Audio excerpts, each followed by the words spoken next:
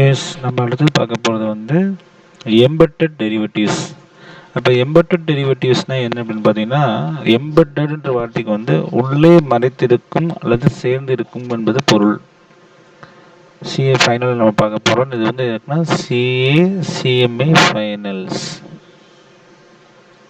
ஃபைனல்ஸ்க்கு இது யூஸ்ஃபுல்லாக இருக்கும். எம்பெட்டட் டெரிவேட்டிவ்ஸ்னால் என்ன அப்படின்னு பார்த்தீங்கன்னா, உள்ளே மறைந்திருக்கும் அல்லது சேர்ந்திருக்கும் ஒரு பொருள் அப்படின்றாங்க. ஒரு பெரிய கான்ட்ராக்டுக்குள்ளார மறைந்திருக்கும் டெரிவேட்டிவ்ஸ் தான் எம்பெட்டட் டெரிவேட்டிவ்ஸ்னு சொல்கிறாங்க.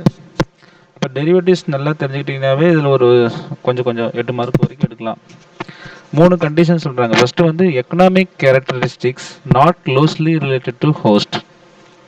ஃபஸ்ட்டு இது ரொம்ப important conditions. Economic characteristic not closely related to host, standalone derivative satisfy செய்ய வேண்டும், hybrid contract not already measured at FVTPL. இப்போ ஒரு உதாரணத்து மூலமாக உங்களுக்கு ஈஸியாக நான் விளங்க வைக்கிறேன். Indian company sells after 6 months, அதாவது 1/1/2025 Indian company sells after 6 months $1 lakh. அப்போ அது கான்ட்ராக்ட் பண்ணிக்கிறாங்க. அதாவது நான் 1 வருஷம் கழித்து நான் உங்களுக்கு $1,00,000 கொடுக்குறேன் அப்படின்னு நம்ம கான்ட்ராக்ட் போடணும்னு வச்சுக்கலாமே. இது வந்து ஆக்சுவலாக சேல் கான்ட்ராக்ட் இல்லையா? இது வந்து சிம்பிளாக வந்து சேல் கான்ட்ராக்ட். எப்போ நான் 1 வருஷம் கழித்து நான் உங்களுக்கு என்ன செய்ய போகிறேன், தரப்போகிறேன் அப்படின்னு நம்ம சொல்கிறோம்.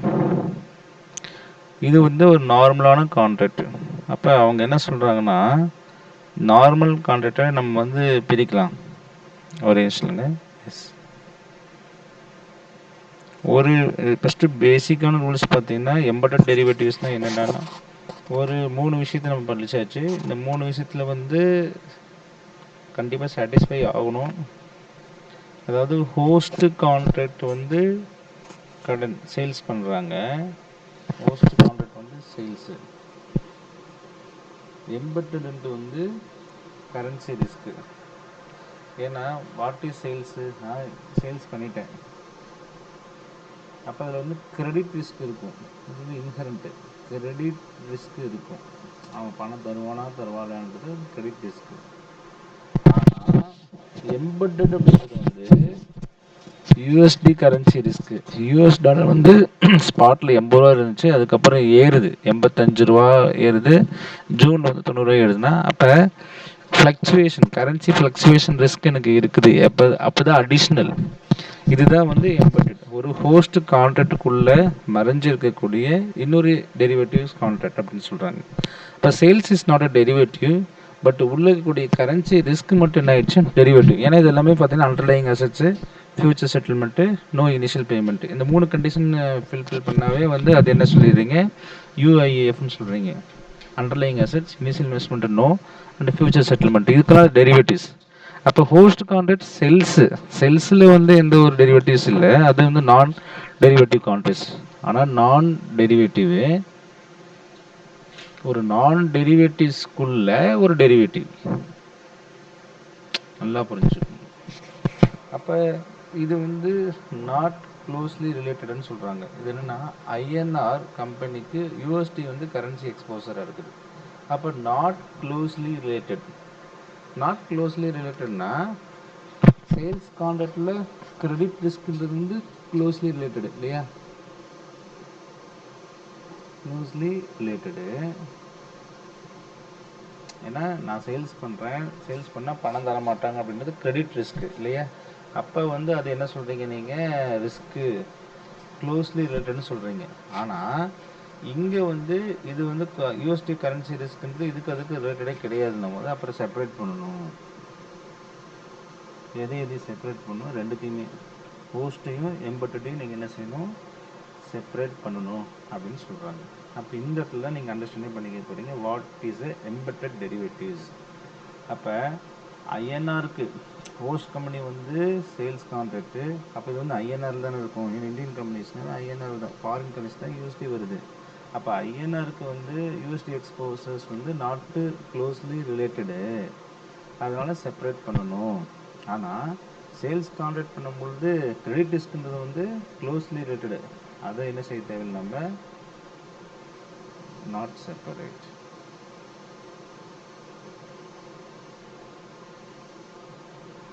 இதெல்லாம் நீங்கள் அண்டர்ஸ்டாண்ட் ஆகிருக்குன்னு நினைக்கிறேன் உங்களுக்கு ஆக்சுவலாக.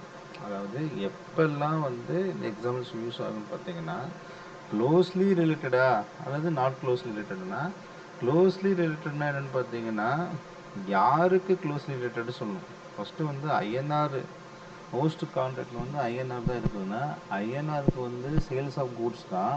அங்கே வந்து கிரெடிட் ரிஸ்க்கு, ப்ரைஸ் ரிஸ்க்கு கூட இருக்கலாம். அப்போ வாட் இஸ் அவர் க்ளோஸ்லி ரிலேட்டட்னா என்ன?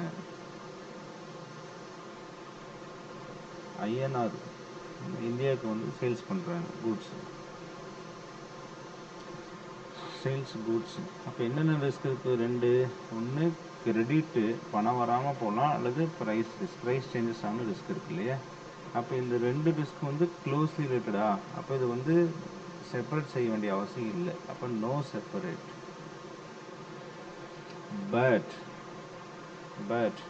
நான் ஃபஸ்ட்டு சொன்ன மாதிரி பட் இப்போ இதே வந்து யூஎஸ்டிக்கு நீங்கள் சேல்ஸ் பண்ணுறதா இருந்துச்சுன்னா அது டெரிவேட்டிவாக மாறிடும் இல்லையா? பிகாஸ் ஆஃப் தட் யூஐஎஃப்ன்ற கான்செப்டில் வந்துடும்.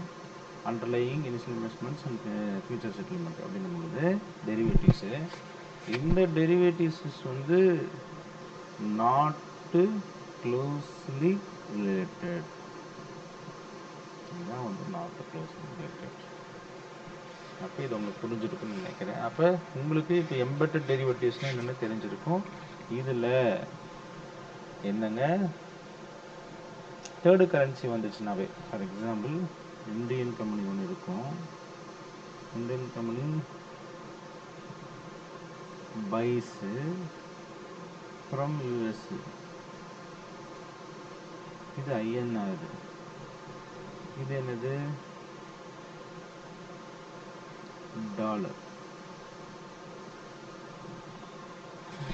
ஆனால் செட்டில்மெண்ட் பேமெண்ட் வந்து நீங்கள் இதில் தான் கொடுக்கணும், எண்ணில் தான் கொடுக்கணும் அப்படின்னு சொல்லிட்டா தேர்டு கரன்சி உள்ளே வருது.